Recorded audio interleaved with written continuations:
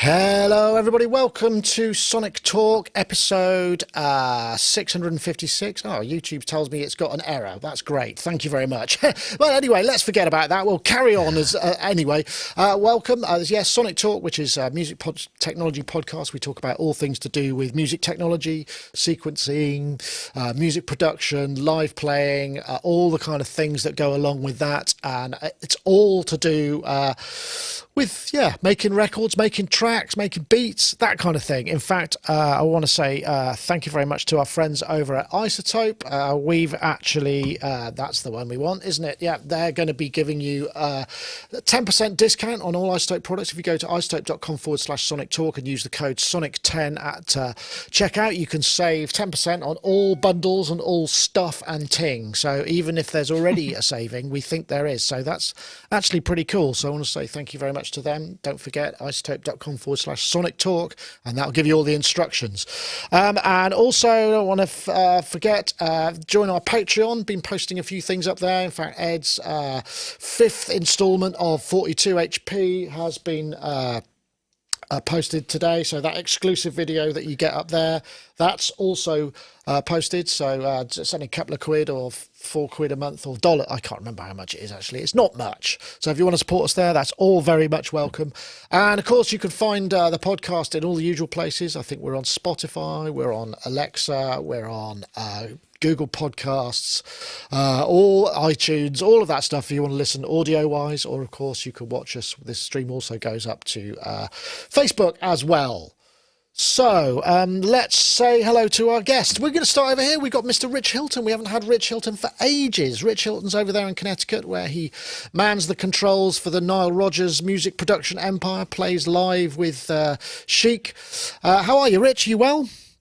Yes, thank you. I'm very well. And lately I've been manning the controls of a snowblower quite regularly, quite often, regularly. How is it? Is it full on New England snow where you are? Yeah, there's a good solid 18 inches sitting on the ground just waiting for more, in piles. And the pile at the end of my driveway is well over 5 feet tall from a plow that came through the first time. Wowza. So there's lots of snow about. And fortunately, the snowblower is working well, and I'm getting my steps in. Yeah, I can imagine. It's a bit like kind of exercising in sand, isn't it? When you're working in snow, it's going to give you a bit of extra stuff. But it's lovely to have you, Rich. You will notice we've also got new lower thirds for everybody. They're just a bit more kind of a bit smaller. I feel they were kind of obscuring a lot of the screen, so I've just been tightening up the graphics. In fact, you can see here we've got our friends in the YouTube chat, which has now got a little new look to it, and there's a QR code there. If you scan that, that'll take you to our current live broadcast. Same deal with the IRC. I've tightened that up a little bit, and we've also got our friends over on Discord, although this aggregates YouTube. There's Discord and Twitch, which you can watch over there as well. Anyway, that's enough of that. How are you then, Gaz? We've also got Gaz Williams, who's there in Bristol, music production guy and bass player and music technologist. Yeah. Is that a Waldorf KB37 you've got over there behind you?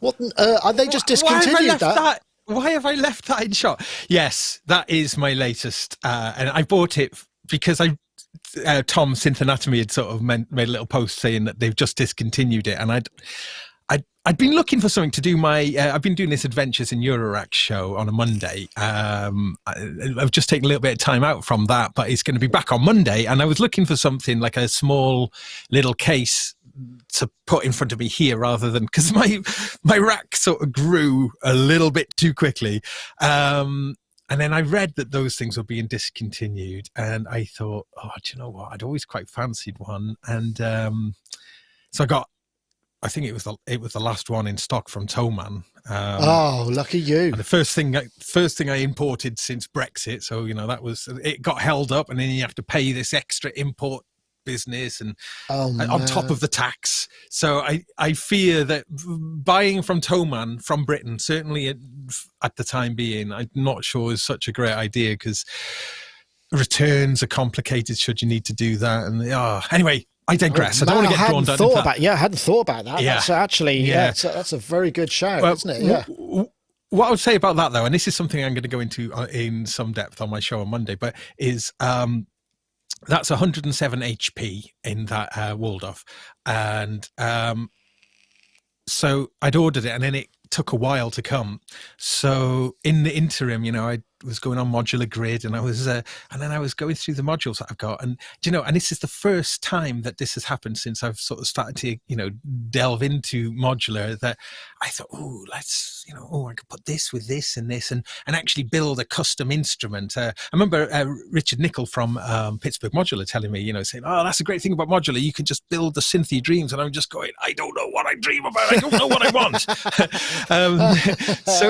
But this actually, I put it together. I thought, I could put that and I could put that, and I put it all together. And then I put it together, and man, I didn't stop playing it until 7 a.m. Wow. Playing from 11 p.m. till 7 a.m. Just once I'd actually put it together.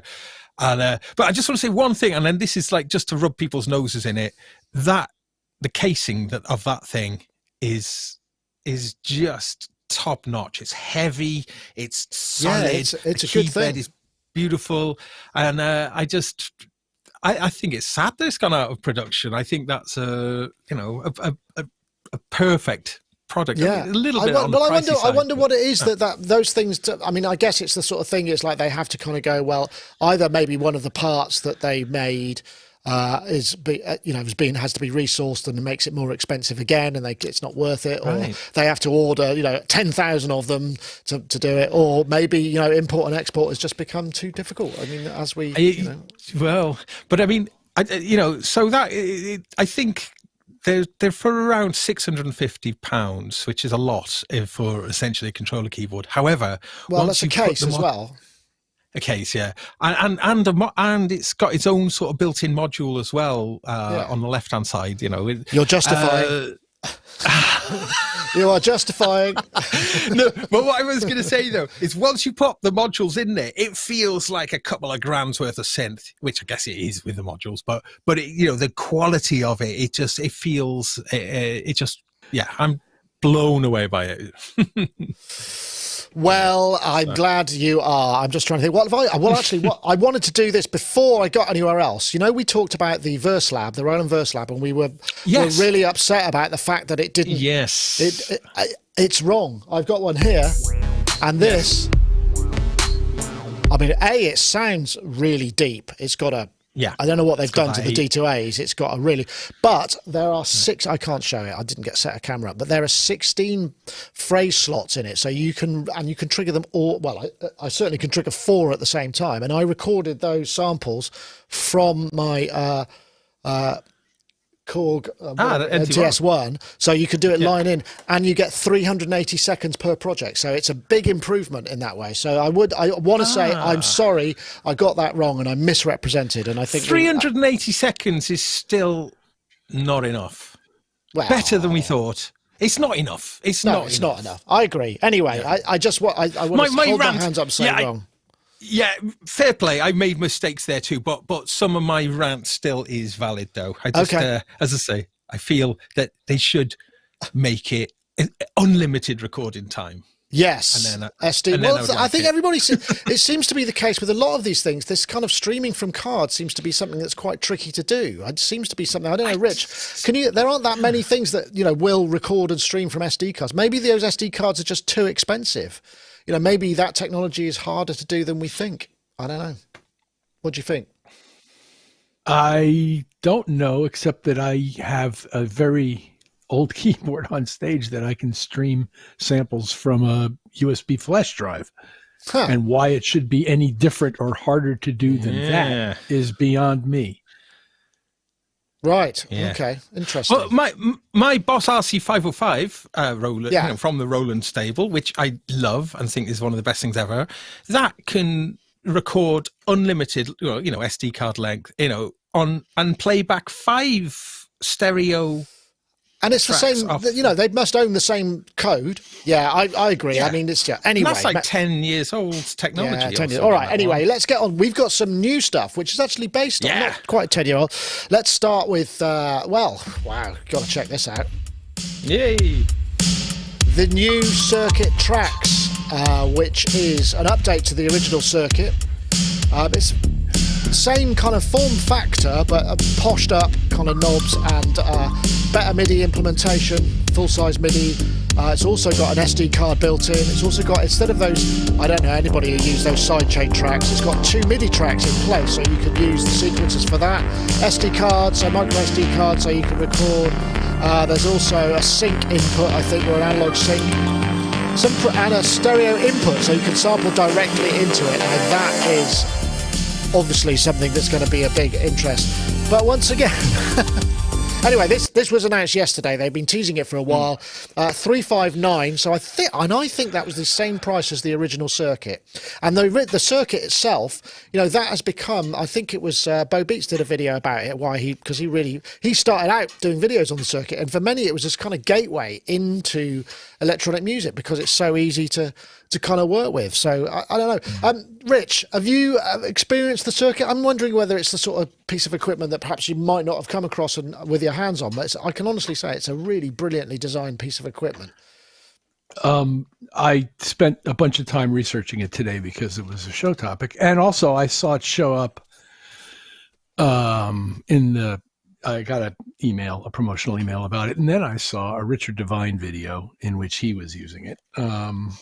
And like everything else he does, it sounded like Richard Devine, but and nothing like any of these demos that Novation has put out.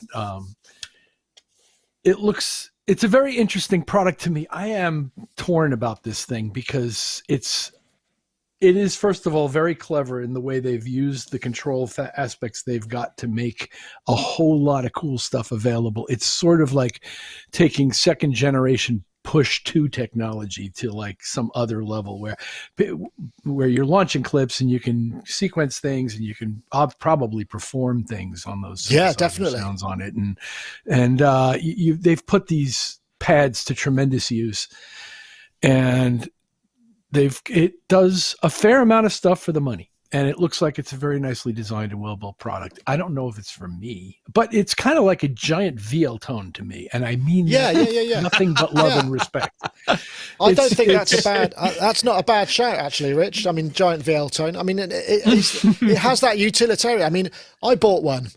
Because I was trying to get my live set together, and I didn't want to get like a full workstation. I was going to go for a Volca sample, but in the end I thought that would just be too fiddly. So I got a circuit which you can load your own samples into, and that's what I used as drums, and it all synced up. I mean, it's and the synth engine, it ain't bad at all. It's really quite reasonable. I mean, it's I don't know how many note polyphony. I forget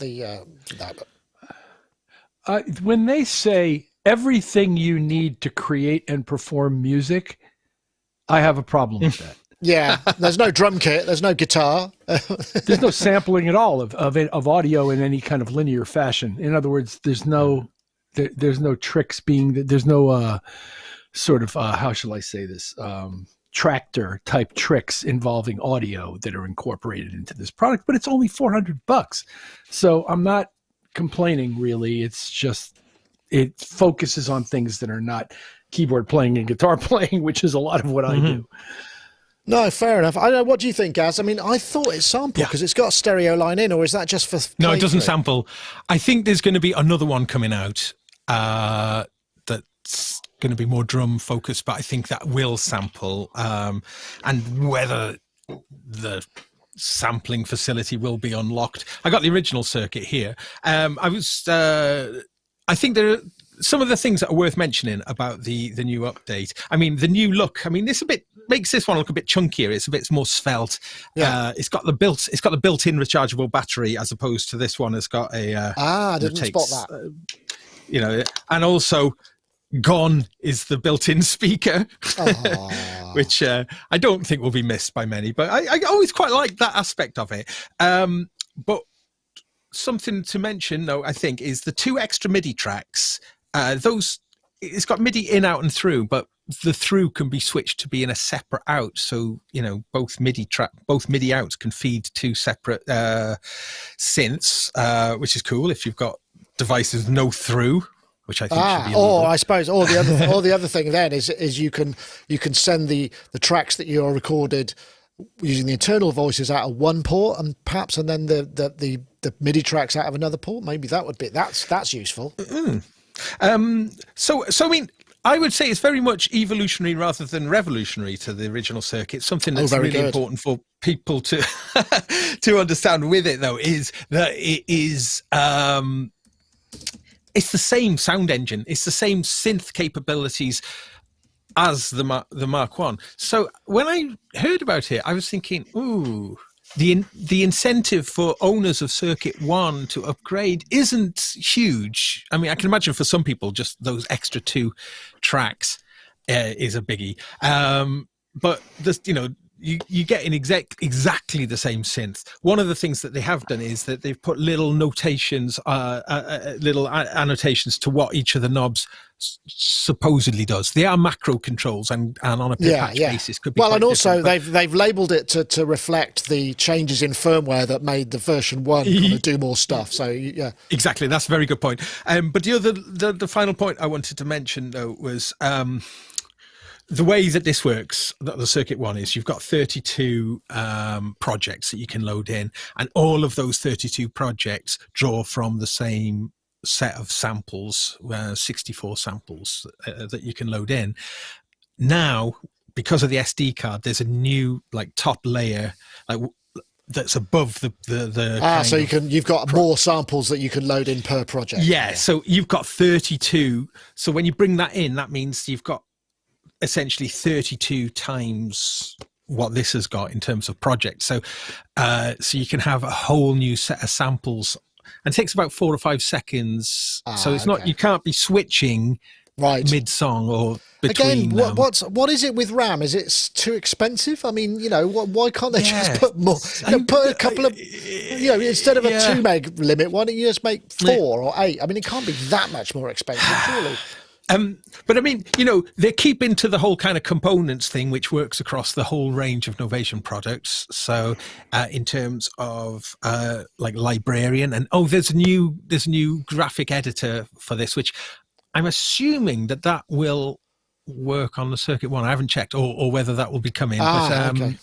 Just the editor, because the 2 Nova engines which are in this are deep synth engines with an enormous amount of kind of legacy behind them too. So that was always the kind of thing about the circuit, that it was packing a pair of mega powerful synths. The synths can sound really, really good. You just got to work on it. Yeah, and certainly in its initial phrases. Well, we had this issue, didn't we? I did the review of the Circuit One when it came out, but within a year or so, that original review was incredibly out of date, because the updates to the circuit was stunning in terms of how they improved it. So I think that Novation have set a good precedent with the support of circuit. So I think if anyone's on the fence, I think I reckon those stereo inputs, they're going to be introducing sampling. I mean, it's because they like to add loads of big firmware updates, and this as a platform. That's why I was kind of I made an assumption in the article I posted, presumably they've put more power in it so that they can really make it do more things. But maybe that won't be the case. Well, I think it's because this other circuit, which has leaked, but I don't know, I don't know anything about it. I'm completely out of the loop. So this other circuit looks like that is focused more on the sampling side of things. And it brings to mind what Korg did when they when they brought back the elect drives. They brought out 2, didn't they? They brought out one which was had a built-in synth engine, and they were basically the same thing, weren't they? You could just get to change. And then a little bit later down the line, they released firmware that made you choose which one you wanted it to be. Okay, well, I just want to put Inky the Cat has just said, disagree, Nick. Circuit Rhythm will sample, maybe so. Yeah, it's called Circuit Rhythm. Is that what it's called? Okay, I honestly don't know. So this is Circuit Tracks, and then I think it's Circuit Rhythm, isn't it? So Yeah, but I mean that's not official yet, so that's purely speculation. But from me anyway, I think because it's something that I've had quite a lot to do with over the lifespan of the circuit. I think this represents a sort of sensible upgrade.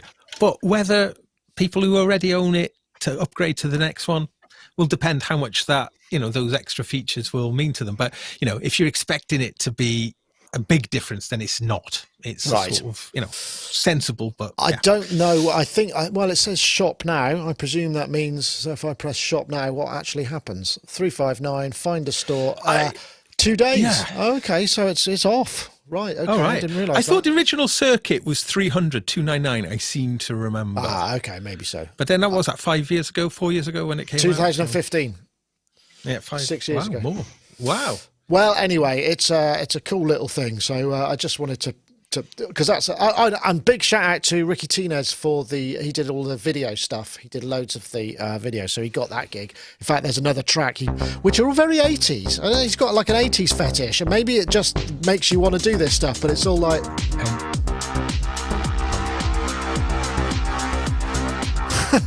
But anyway, good for him. He got the gig of doing all of that stuff, so I'm pleased for him. And he used to work for Novation. I remember I filmed him. I think he was showing one of the Launchpad XLs or something at NAMM a couple of years ago, and he was my subject. And it was like, hey, Ricky, nice one. Right, let's see. Okay, right. Now, this may or may not, Rich, have a resonance with you. I don't know whether you're a KLF aficionado, but let's see. I'll play you a little bit of this. This is KLF, who are legendary British sort of pop stadium house, they called themselves. Very disrespectful, very disruptive. They wrote the book, the manual on how to have a hit record, which they actually did and followed and did have a hit record, or a couple of hit records. Doctor Who and the TARDIS, or Doctor and the TARDIS, I think it was. And this is a re-release of the classic. What's it called? It was called the Chill Out album, which was really good. This is called Dawn Come Down, and it's based on. It's like an ambient journey through America, and there's some really good stuff in there. But I suppose it's right in the pocket of my era. I remember late night listening to Chill Out and having a real kind of I must make an ambient album and going out and recording a load of stuff. And they did some really amazing stereo. But what they've done is they've removed all the samples they could get sued for and re-released it. Now KLF are big. They were massive in America. I don't know whether or not they would have been on your radar. What Time Is Love? Last Train to Try. They did the song with Tammy Wynette, and they legendarily did. Yeah, they did a Justified and Ancient. I don't know. Is this 3 a.m. ringing any bells? 3 a.m. Eternal. No, I've never heard of these guys. Wow. And before we get too rooted in the idea that I'm nothing but an R&B guy, that's not true. I performed live ambient synthesizer concerts in the mid '70s, a la Take That, Dream, KLF. as close as we could get back then with the gear we had, and we did have some gear and some tape and some live tape echoes and things. So I'm not unfamiliar with nor necessarily resistant to that sort of thing. That said, I put this thing on for 10 minutes, couldn't find anything in it that interested me other than a train going by. Yes, the train. God bless them. I can tell that there's resonance for this with you guys and with a lot of other people, and I wish everybody all the best with it, but it didn't speak to me. Oh, look, I just want to say, Robarth in the chat room, just a little token of admiration because I love Camembert. Thank you very much. That's very kind. That's a super chat. I'm not quite sure what that is. Do you it's know because we did the video. I did that video earlier, released earlier about Camembert Electric, I think. Okay. I know, Gaz. Did KLF? There was something. They were like really naughty boys, weren't they? They did, because they basically they were massive, and they had this whole kind of, they were quite ideal. It came out of the sort of squat culture from London, this sort of alternative community. And what they did is they, in 1992, after being massive, having hit singles all over the world, they showed up at the Brits. Yep. Sprayed the audience with fake machine guns, which is really, that is edgy. I wouldn't, unbelievable. And then at the after party, they threw a dead sheep into the foyer of the Dorchester Hotel, drove off in their police car. There was an American police car they used to drive, and then deleted their entire back catalogue and disappeared. Whoa! So, this is a topic very close to my heart, so I'm going to have to try and be careful that I don't overstay my welcome on this one. But what I would recommend, and I'd recommend this to absolutely everybody, irrespective of whether you like the music or not. There's a book written. It's called KLF. I'm just going to get the subtitle of it. The KLF, and it's Chaos. The full title: Chaos, Magic, and the Band Who Burned £1 Million, and it's written by John Higgs, who's one of the best writers ever, in my opinion. That book is an astonishing book. Is probably one of the best books I've ever read about anything ever. Whoa! So okay. Seriously, it is. That's saying a lot. The book is that good, and everyone who's read it says the same thing. So yes, so read it, and then agree. You will agree. Now, the reason why I mention this is because it really connects up a lot of things together, and it contextualizes what the KLF were all about and what they did. Now, I got to be careful here because you're not meant to mention certain things in public, such as Discordian, the whole idea of Discordianism and the goddess Eris and all of the, right. Okay. Now this all stems back from a chance encounter somewhere in America. Two guys in a bowling alley in the 1950s just happened to have a conversation, and everything springs forth from there. Operation Mind. There it is. Bleep. Operation Mind Bleep. God, it all kind of has weird connections with sort of sounds all a bit John Harvey Oswald. Oh, okay. Let's not get too Lee Harvey Oswald. Let's not get too conspiratorial, right. Shall we? No. It's not. It's not. They wrote like a pamphlet, basically. They wrote a pamphlet in the early 60s about this anti-religion called Discordianism.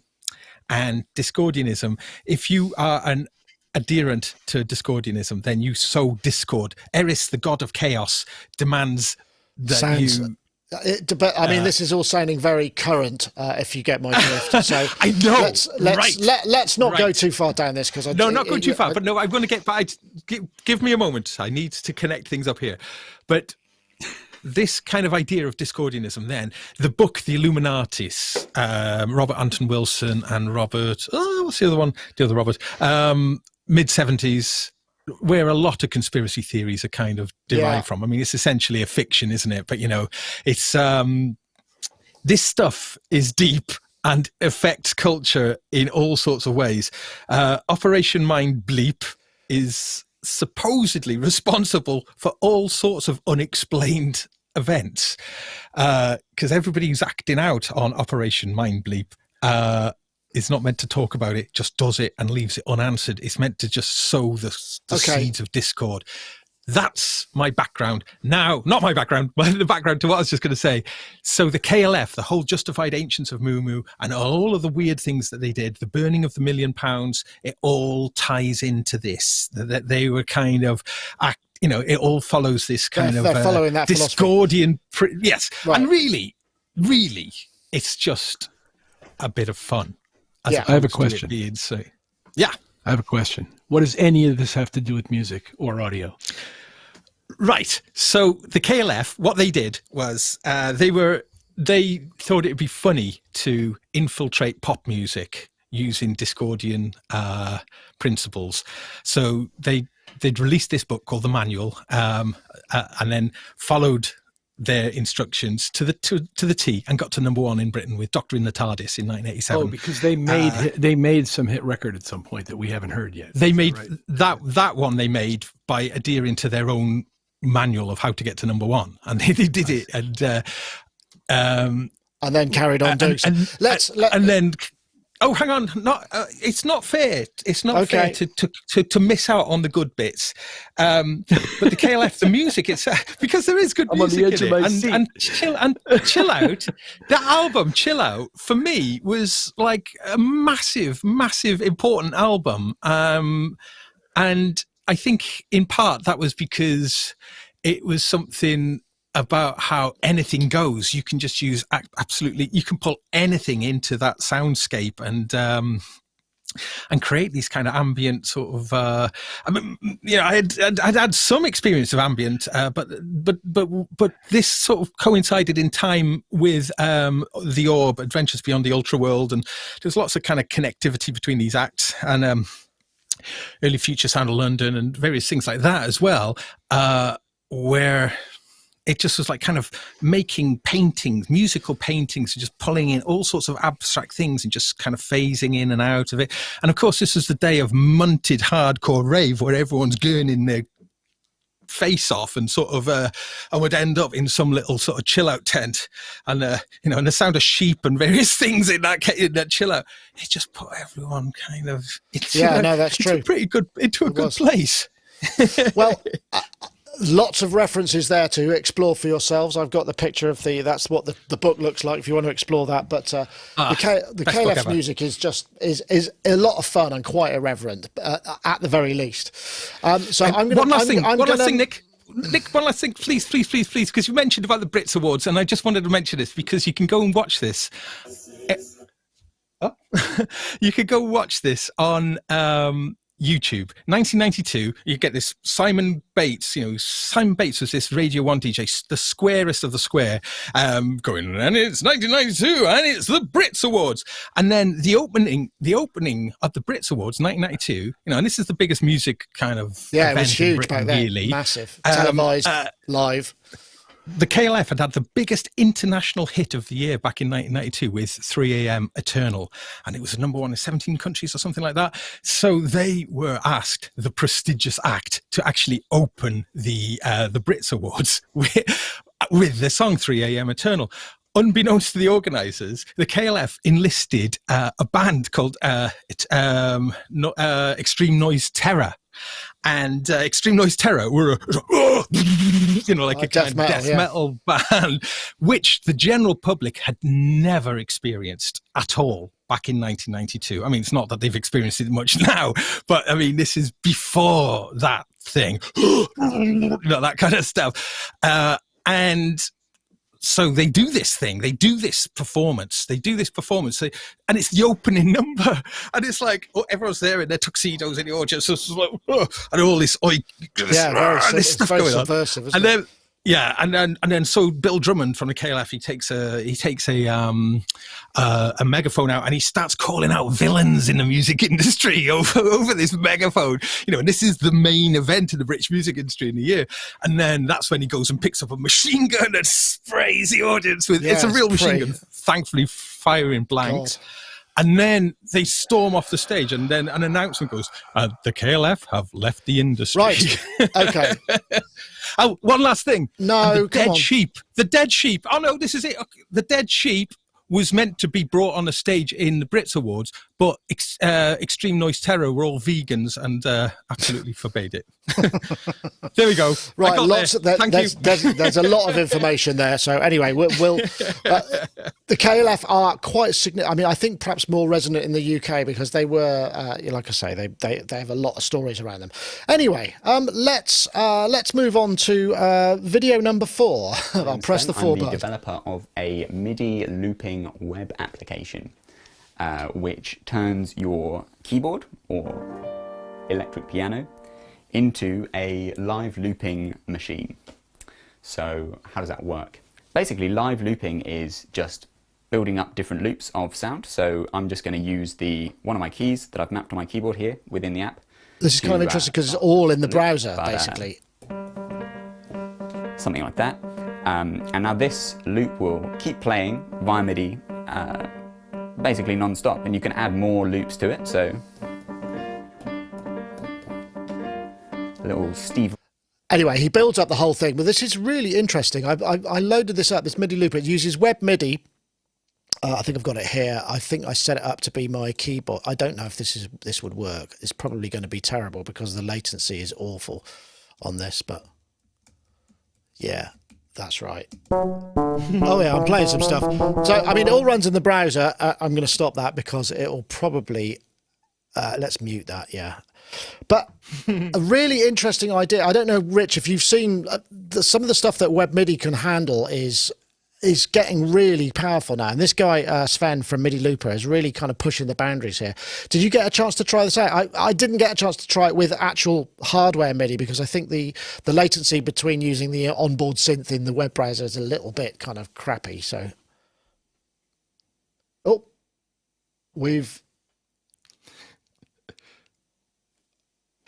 No, I didn't get to try it out. I'm sorry.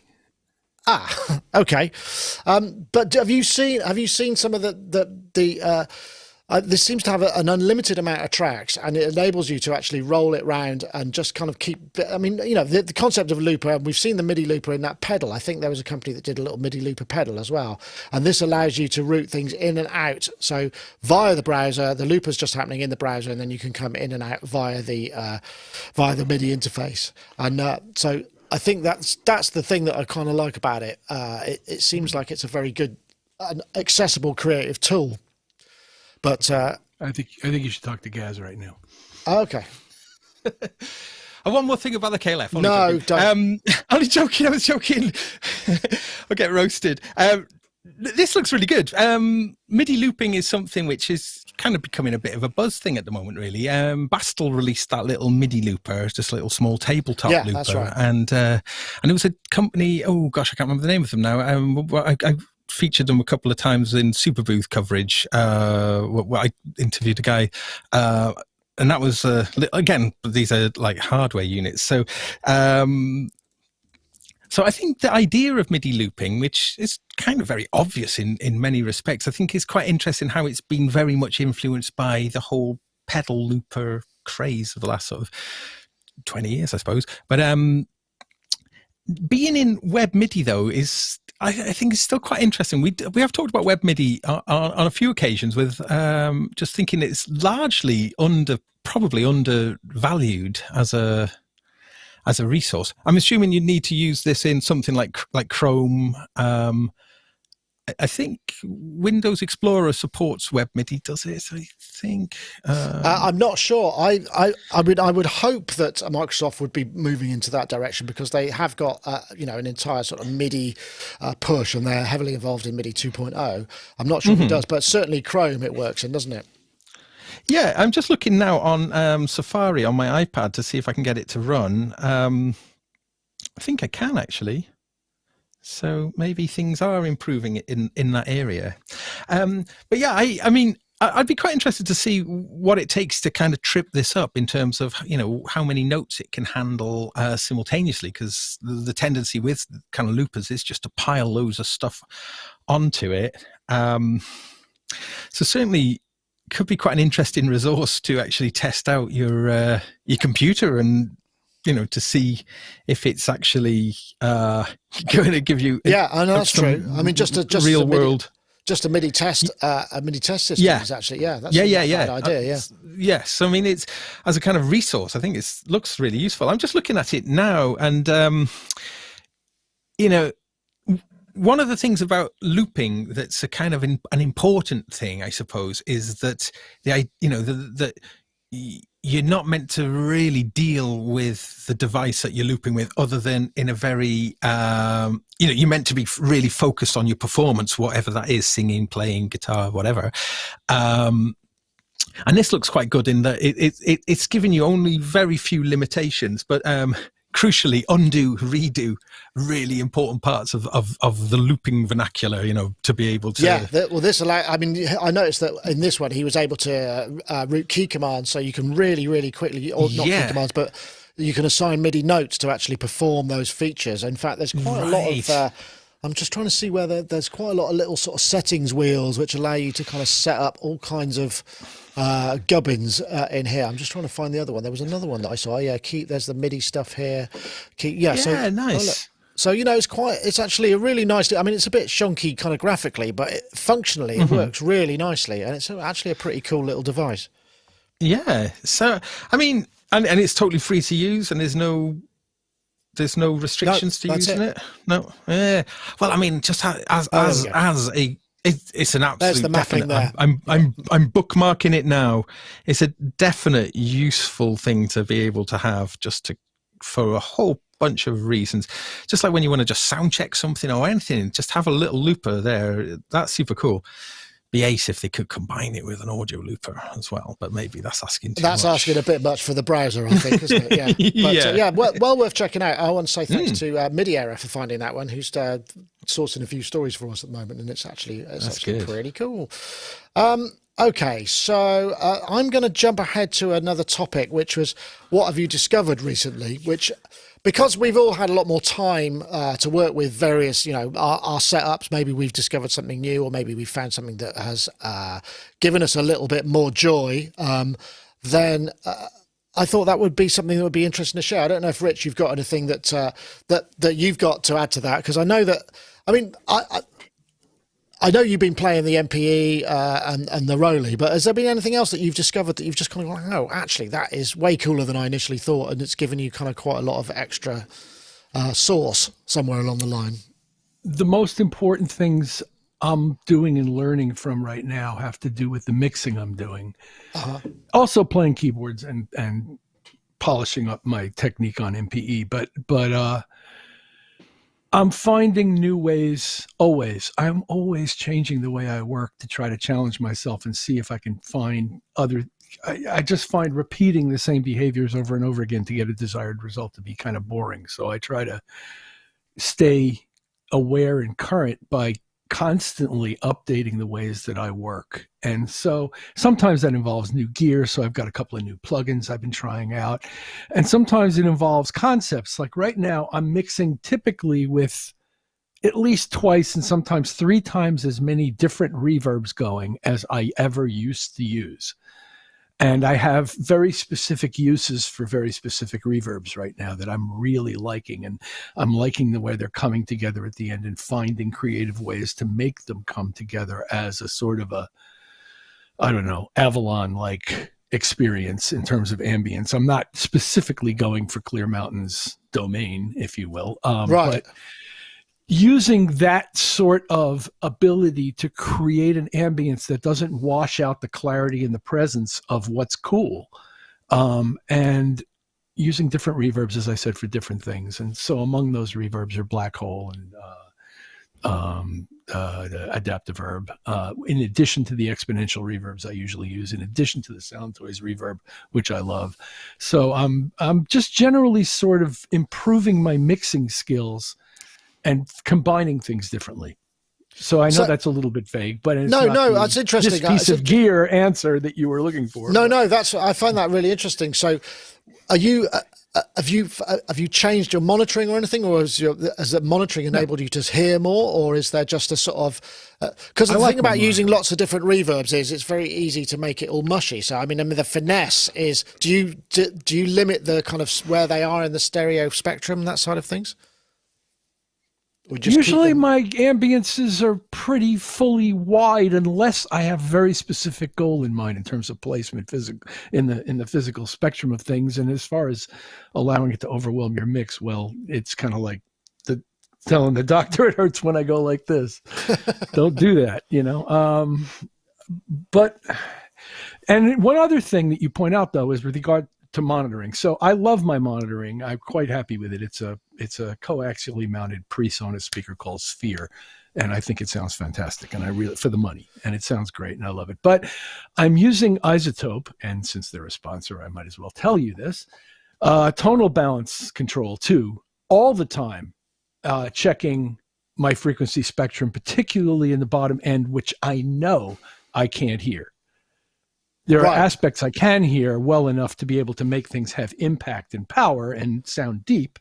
But as far as the specifics of what's happening below 80 cycles in this little confined space, it's anybody's guess. So I use tonal balance control too a lot while I'm working to make sure that I'm not, to see where my bumps and valleys are and see if that's where I want them to be for this kind of music. So, because this was the one thing that we've talked about before, the kind of idea of having visual mixing and using visual aids to be able to see the frequencies. So that's something that, Isotope and other products where you can actually hone in. Is that what are you finding that? Right. Okay, Yes, I'm interesting. using tonal balance control to tell me the story about the parts of the spectrum, almost all of which are below 80 cycles, that I can't hear sitting right here with the speakers this far away like they are.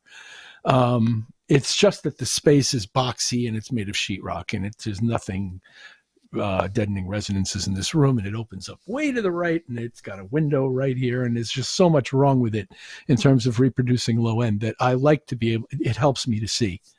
Have you ever considered not to overdo things? Have you ever considered sort of room correction? Because a lot of the modern DSP speakers will do that sort of thing in real time. And I was hearing somebody talking about the Genelec range, that they played it in sort of a horrible kind of crappy little cavern, and it just suddenly sounded okay. Have you ever considered that? I'm not sure I need it. In other words, I can hear just fine, close monitored right here from a certain frequency upwards. It's just making sure I don't load up the bottom octave and a half, 2 octaves that I just need to be able to see. I'm going to have to look into that, because I can't hear. I mean, I've got a pair of Genelecs here, which are little, and they're very old, but I know them. I just don't know what's going on the low end. So I'm going to have to... on the subject of tuning a room, I once attended a Genelec demonstration of a surround rig in a pretty horrible room in the basement of TechServe in New York City. And they played a bunch of surround material. They had one mic in the middle of the room. They showed how they did the correction on the whole surround rig in the boxes. And then they played some surround material, and it was stunning how great it sounded after they had done their thing. It was unbelievable, the difference. So I'm totally into it. It's just it's not within my budget in this room. No, sort of I got need you. it for what I I'm think doing. there was a point that Ty made when we were talking about this, the fact that when room correction introduces latency between the kind of action and the response. So that's something that I hadn't considered at all, but something to think on. Gaz, what about you? I mean, you got a KB37. That's something. But I was thinking. I think I put something that's blossomed with more use, or perhaps something that's proven you didn't need, but you've proven you really don't need that you think you did. So it could be the other way around as well, I suppose. Okay, interesting. Yeah. So I mean, to answer the first part of that, I think that like as I was mentioning at the top of the show, just really focused my kind of module kind of journey just by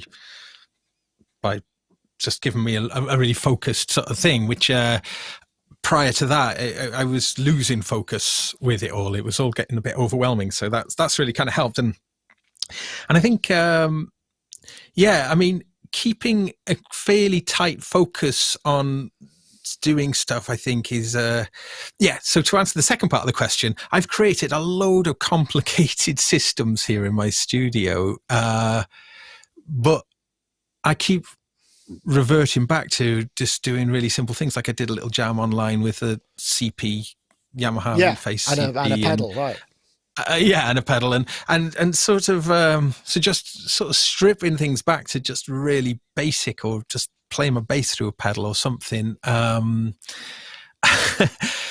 Just getting away from all the complexity, really, and just sort of, or even just playing on the acoustic guitar. You know? That's an interesting point. I did an interview with Rachel Claudio in the late summer, and she was talking about, because she had a very complex setup. She did a brilliant TED talk at a performance, and one of the things that she was saying is there's this balance between the complexity of the stuff that she needs to deliver and to perform in real time, and then the amount of space left she needs for the emotional kind of thing. And if she's thinking too much about the technology, the emotion goes out the window. So stripping that back, I mean, I totally see that. But I mean, by the same token, like here, I've spent this week kind of thinking about workflow, changing up the Sonic Talk stuff. So we've got, prettier graphics and, all of this kind of stuff, and changing my hardware and this whole thing with the teleprop, just to make it, it's made it more complicated, but it's made it simpler. So it means that I can just do what I need to do without having to think about whether it's going to work or not, because it's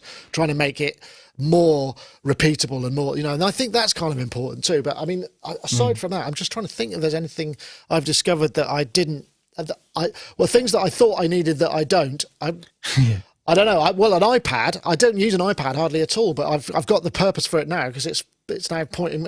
I'm using it as a spare screen, which is kind of pretty basic. But yeah, it's an interesting time for that. Well, thank you for those thoughts. There was one other thing that I wanted to put in here as well, which was 1, 2, 3, 4, 5, 6. This is the Cwejman System 1 Mark II, S1 Mark II, which is a beautiful sounding instrument. And obviously this coincides with the sad news of Wowa Cwejman has passed away, age 72. And he was he was one of these kind of guys in the industry that, unless you'd met him or knew people that knew him, you might not know who he was or what he did. But he was a big character. I know people like Ken Macbeth, big fans of his, big friends of his. And he was, some of the stuff that he made, I mean, it wasn't the cheapest, but it was really characterful and really good. I don't know if anyone's got mostly modular stuff. Have you ever come across any of his things, Rich? I mean, he was quite an obscure manufacturer in that sense, but he was a bit of a giant in the analog world, very highly respected, and obviously it's sad news. I haven't actually come across any of his gear, but from seeing that video and from the look of what he was doing, I kind of get it, and knew other people of that sort of ilk who early on were doing those kinds of self-contained, things. And when you tell me that Ken looks up to him, well, that's pretty cool. So it is. Well, the Livewire synth says in is the OG, the Eurorack OG, because a lot of his stuff was very special. I mean, and again, not it wasn't the fact that it was. I think the fact was it was also quite hard to get because he didn't make a lot of this stuff. It was quite a rarity. Yeah. Have you ever used any or heard any of his stuff, Gaz? I've only ever heard it talked about in sort of reverent tones, sort of like, I mean, it was always quite, very expensive, I guess, because it was quite, I think a lot of it's handmade. Handmade, yeah, I'm sure it's, but that's always made it feel a little bit, exotic and a little bit slightly out. I mean, it's really sad, obviously, that we've lost him, though, because I watched some videos of him and he seemed like an intense intellectual guy. But I've been looking through the modules, and there's so many good ones as well that he's made that look just I can't believe I'm even saying this, because my modular sort of lust has literally only happened during a lockdown period. I've gone from sort of being a bit like, oh, now I'm like going, oh, let's look at these. And oh wow, yeah, I mean, I was looking at a range, it, actually, isn't there? There's a range, but there's quite a lot which are sold out, and I'm looking at London Modular's collection. And I was just thinking, as sad as it is to lose him as a person, it's going to be sad for these products probably to vanish, which are already fairly exclusive. It's so sad. But I missed it last week, and I wanted to point, because I did do an interview with him once, and I remember coming away thinking he kind of reminded me of a kind of a very gruff Russian gentleman who was not particularly easy to talk to, and he was quite shy, but I mean, obviously he was completely focused on it, but he was sort of a very intense character, as you said, but sadly missed, and far too young. Right, we can go rewind now and have a look at they said this guy. It couldn't be done. Ladies and gentlemen, we did it. I'm here to announce the world's first Ableton FL Studio converter. There are limitations, but we'll go into everything that it can and can't do in this video. So back in December... Well, we won't, because it's quite a long video, but this is a really interesting idea, this kind of notion of interoperability between DAWs, because one of the things that he's done, I mean, not only has he done that, but he's done this kind of interesting kind of like template generator, which is for FL Studio, Ableton, Reaper, LMMS, which I haven't come across, are just MIDI files, but it also does this conversion he's got this conversion process, which again is not, so you can go for Fruity Loops, which is actually where a lot of people start and may want to go, to Ableton and back, and this is kind of quite a big deal. And this interchange stuff is it's difficult, because I mean, Rich, we always, we have to do it with audio stems. I mean, that's the way that is the way. Or have you got any experience with the OMF? I mean, does that actually work? I know there are. I've heard that it does. I haven't have you personally relied on it. Yeah, no, and I've seen people show me examples of it working, which is a beautiful thing. But typically, you render everything as audio from moment zero, and assume that that's the best way to know that it's going to arrive in the condition you sent it. Yeah. And But that's really all you care about, is that it arrives in the condition you sent it. Yeah. I suppose the thing is where that may be a difference is if you've got a session that, if somebody is working in another one and they've just sort of written the notes effectively and some of the sounds, and your job is maybe to remix or revoice or come up with stuff that is different to what they have, or maybe they're really fond of the kick, or but you want to change. A good old-fashioned MIDI file isn't a bad thing either, but the idea that it all has to represent in the original form in order to get the next guy to do what he needs to do to it. I mean, when you get it back, you can put it back into the thing that was in its original form, if that's, that's typically what you'll do. And these days, they don't even often send anything but stems. I mean, usually it's just, 4 or 5 stereo stems of a representation of the mix so that somebody can get some work done on it. You're sending it to whatever, the guy who's printing the violins or whatever. God. But I'm just having memories of going back to golf rap sessions where somebody would go away to work on a mix that maybe didn't get approved, but then they get the stems back from the mix and go, well, I really like the hi-hats or whatever in that, and then that would get brought into the session, and then you'd end up with sort of 3 different versions of the hi-hats. So you've got it just ended up being this kind of like, it's become so difficult to manage. That's the only problem, I think. But I don't know. You've probably got a fantastic technique for it. I guess folders and well, I was once involved in a record that we were doing as Chic with people from Kool and the Gang, and it was going to be a Chic and Kool and the Gang release in Japan. And they had worked on it, and we had worked on it. And at one point I sent it to them, and they sent it back with 165 tracks playing, and some of them were playing the same things, panned hard, left and right. And it took me a full 6 hours to put the thing in a form that I could go back to and work on it again. Wow. Now, I don't criticize them because I'm sure that whoever was doing it had some concept that, but I don't want to deal with all of that at the same time. And then you watch a guy like Jacob Collier, who's got, sessions with hundreds and hundreds and hundreds of vocal tracks. And I don't know how he does it. I'd be bouncing things down all day long and hiding them. I can come back and remix them if it's not what I thought I should have. But to look at all of that at the same time is overwhelming to me. So that's just a personal work of mine. Can't do that. Bounce things down. Yeah, I suppose that's definitely this looks cool though. I've not done Fruity Loops. I've never. That's one of the DAWs. That's by the way great. That's it. Okay, that's good. I'm glad to hear that. I watched Avicii wrangle Fruity Loops like nobody's business on a Mac Pro running Windows XP. And it was one of the most jaw-dropping displays of creative brilliance I've ever seen by somebody. It was insane watching him operate that. I now return you to your regularly scheduled host. Wow. Okay, so yeah. Sorry, I've just got Fruity distracted Loops for a moment. Yeah. Fruity Loops. Well, you're not meant to call it Fruity Loops anymore, are you? But FL Studio, is so many people have, as you say, like that's how they've learnt their skills through Fruity Loops. And I mean, I think you can, lots and lots of like complete releases have been made in Fruity Loops, but I do think that is probably quite a common path to go from Fruity Loops to Ableton. So actually seeing this translation software is quite cool, because like some people will have like years or even decades worth of projects, so to be able to port them across, not, and them still be kind of flexible parts, MIDI parts, etc. I mean, I completely 100% agree with Rich. Any jobs that I'm doing, I want them rendered from zero, and then you just know exactly everything is synced and bang on. However, I think this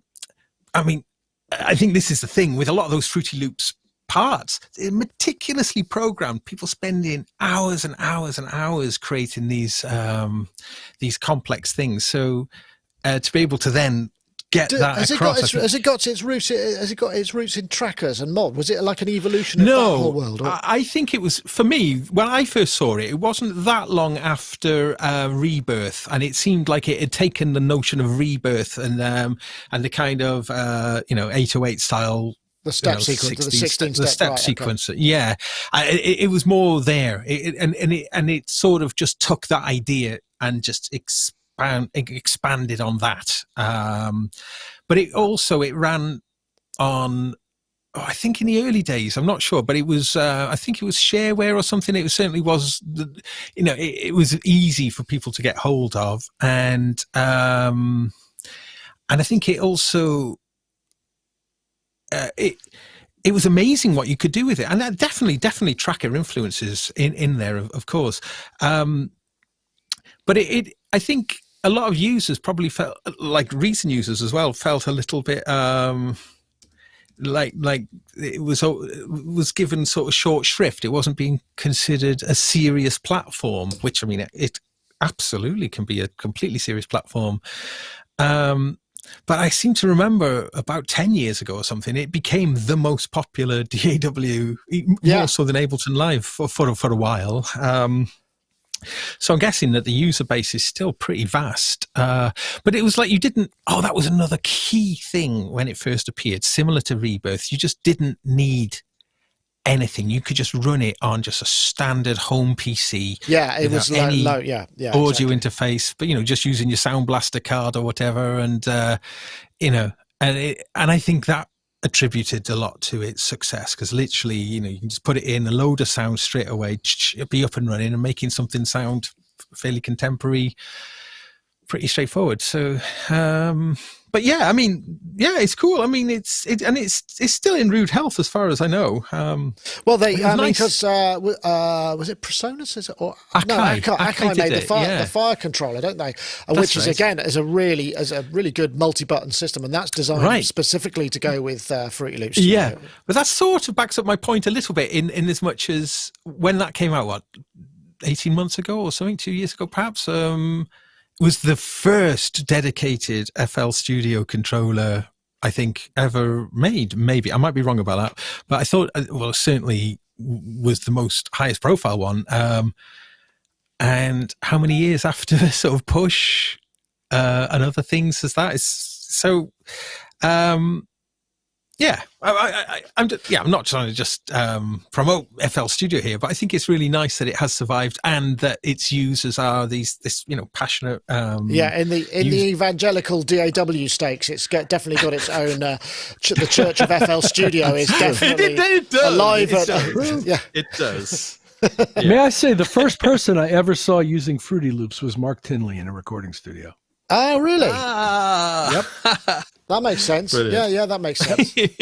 I think it works with many people's kind of, just some people click with the working method. Like with many, most DAWs now, aside from Ableton, really, are pretty much of a muchness. It's more or less kind of NLE with maybe some clip launching, but it's essentially this kind of timeline-based event, and Fruity Loops retains the kind of concept of patterns, I think, doesn't it, to a degree? So. Right. Well, I think we got there in the end. Thank you very much, everybody.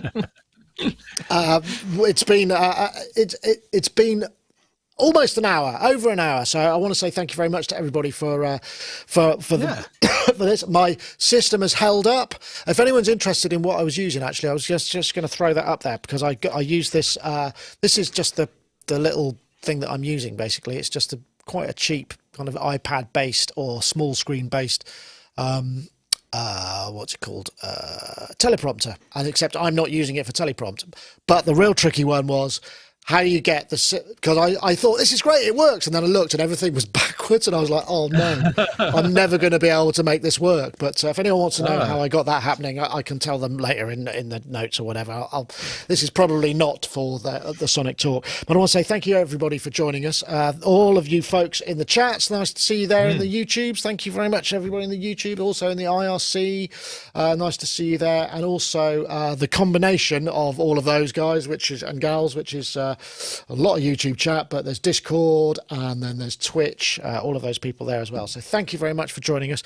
Rich, thanks for coming along, and it's great to see you. I'm looking forward to the next time we get a chance to hook up, and we can see more of you now because my thirds are smaller, so I've made them all less. They're just less, it looks a bit more pro. There you go. Way! So now you've got room for your own advertising. There you go. You can put that in there. Lovely to see you, Rich. Have a great week. Nice to see you. Nick. I hope the snow treats you well, and you're not going to be too much snow clearing, because we haven't got any here. All right. And Gaz, thank you very much for joining us as well. Nice to have you. I hope you're going to... Are you streaming tonight? I think I will. Yeah, 8 p.m. For the after show. Right, okay, fair enough. Can I just apologise, because I appear to have upset people from going on a bit, and I just, it was earlier, with the KLF though, especially, that just, I couldn't resist. So I apologise if I overstepped my mark there. That's all right. It's one of those things, but thank you. Obviously something very passionate about. But anyway, that's it for this week. Thank you very much, everybody. We will see you all. I will go to our, let's go to the fours up. We'll see you all next time. Thank you very much for watching. That was Sonic Talk, episode 666. Bye-bye now.